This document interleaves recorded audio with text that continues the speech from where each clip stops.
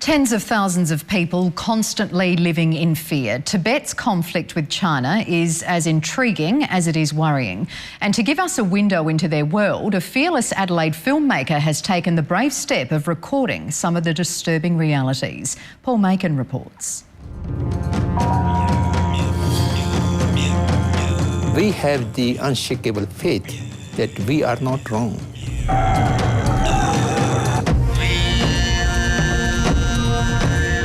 It's made me even more resolved to keep doing what I'm doing.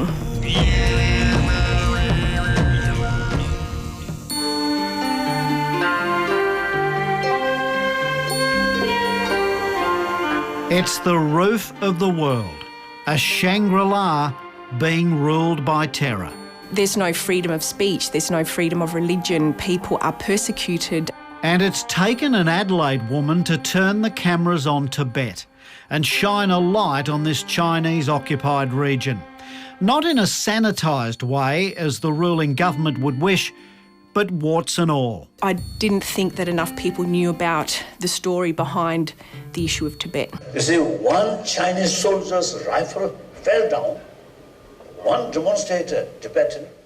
Local filmmaker Lara Damiani is making the Tibet Project, a fearless documentary that the Chinese government doesn't want the world to see. I was even told, don't ask a taxi driver, because if you get into a taxi driver driven by a Chinese, he's likely to be a Chinese spy. And if you get into a taxi driven by a Tibetan, he's likely to suffer consequences for driving you there. So it was difficult to talk to anyone. People couldn't talk openly. Despite the obvious danger in poking her lens in where it isn't wanted, Lara is determined to tell the full Tibetan story. The Tibetans have been living as a very oppressed nation and very oppressed people. These people who are incredibly warm and very peaceful and just unique, wonderful people. And we could sense every day, as each day passed, we could sense the oppression and the inability for those people to talk freely. But some were anxious to go before her camera and tell the world of the continuing struggle,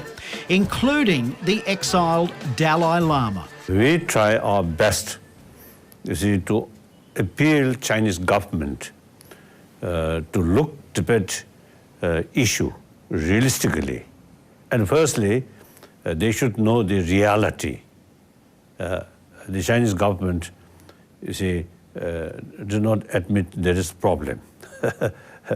Dalai Lama's an incredible man. I think he's has a level of wisdom that few people can probably understand. He often talks about and refers to Chinese people in really positive terms. Other Tibetans forecast through the doco dire consequences due to the Chinese destruction of the ecosystem in the region. Chinese are in Tibet to stay, and that they are destroying not just Tibetan life and culture, which will affect only 6 million Tibetans, but they are destroying the fragile environment of Tibet to an extent where it will have global implications. Exploitation of mineral resources have already left a huge footprint, and having contaminated its own major rivers through industrialisation, China now threatens the ecological viability of river systems in Tibet through damming and changing natural flows in a bid to meet its thirst for water and energy. People are saying that the next great war may be fought over fresh water and not oil. And Tibet is the source of all the major rivers of Asia. Despite having strong feelings on the Chinese occupation of Tibet, Lara is not against the Olympic Games being hosted by China. I'm not opposed to the Olympic Games per se. I think it's a great event. Even the Dalai Lama backed China's bid for the Olympic Games. So at that time, I expressed China, most populated nation, therefore it deserves to take host of Olympic game. So I support, still I support. I've always wanted to be able to provide the People's Republic of China an opportunity to come forth and give their side of the story. They're not interested? They're not interested, no. Lara also wants Prime Minister Kevin Rudd in the film. So far, her requests for an interview have failed. At the end, the truth will prevail.